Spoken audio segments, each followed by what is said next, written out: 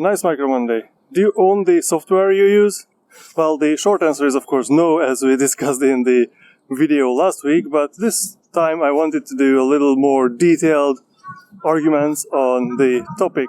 So this came up because I've seen recently a video in which someone said that in Microsoft Flight Simulator, even in the single-player mode, you can get banned from the game, and someone wrote that if by paying it you don't own it, then pirating it is not stealing or something along these lines, which is kind of sounds good, but it's not really how things work.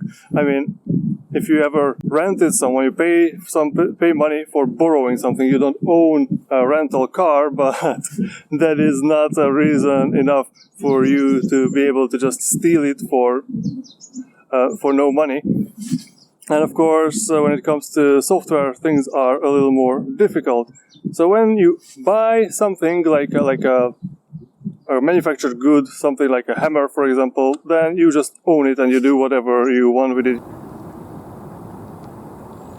So when you buy a book, you own the paper and you own the ink that is printed on, but that's not really what gives you value for the book. The value of the book comes from whatever is written in it, which is something that is very separate from the ownership of the physical object, and that is, of course, intellectual property, which many people don't really like. Some people don't even believe that it is a legitimate thing, but that is very separate. So when you have a book, you have the right by law to enjoy its contents. You can even let your friends read your book, but you don't have the rights to copy its contents, because the contents are not yours. The contents are still owned by whoever has the copyright over the book. And the same goes with the digital media. So, for example, like a CD-ROM or something, or a music CD, you own the physical medium, but you don't own the contents. And of course, when it comes to digital media, copying a CD is much more cheap than copying a book. So, of course, in case of digital media, copyright became a much more pressing issue, I guess, for the rights holders.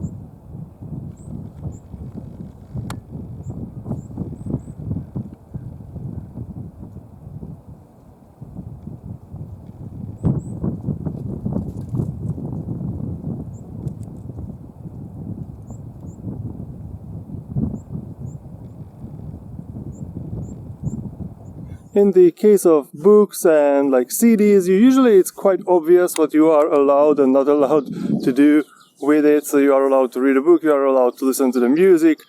Maybe you can even listen to the music with your friends, but you are not allowed to copy the music, or you are not allowed to copy the book. But when it comes to software, things get more complicated. So usually the copyright holder will not just give you the program, but rather will license you. So you'll have to agree to a license to use the program. Well, this license can be more restrictive than whatever the copyright law allows you, or it can be even more lax. So free software licenses will let you to redistribute the software, while that wouldn't be allowed under general copyright. So if someone writes a code and does not license it out, then the basic copyright is applied to it, so you are not allowed to copy that program. When we talk about ownership in terms of proprietary software and free software, what we usually talk about is the ownership of your computer. So proprietary software will make your computer do things which you cannot legally check. So you're not allowed to decompile usually, you're not allowed to look at the source code, you're not allowed to modify the code, so you cannot make sure that this piece of intellectual property that you are given will actually do or make your computer do what you want your computer to do. So this kind of interfering with your ownership of the computer. It's not about the ownership of the software. So in case of free software, it lets you have a more full ownership of your computer. But you still do not own the software, and the community does not own the software, which is, like people like to talk about free software, open source software in terms of community ownership. Well, in the legal sense, in our current society, the ownership is always going to the people who write the software, or you are allowed to give the copyrights to someone else. You can assign the copyright of whatever software you make to the Free Software Foundation, for example, and then they will handle the copyright.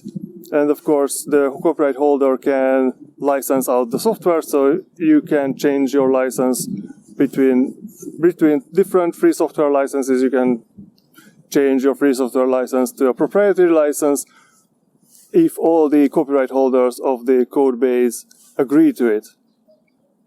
And so this is how, if you, even in the code you license out in GPL, you yourself can change the license with something that is not compatible with the GPL. But if someone takes that code and uses it in their own product or in their own software, then in that case, the parts that were taken from you, they don't own that, and therefore they have to abide by the terms of the license that you given to them. So they have to license the modification under GPL compatible code. So this is how owning software works. So unless you wrote it, or the person who wrote it assigned the copyright to you, maybe via a contributor form or something, then you don't own the software you run. You just license it, even when you run free software. But if you run free software, you will have a more full ownership of the computer you have.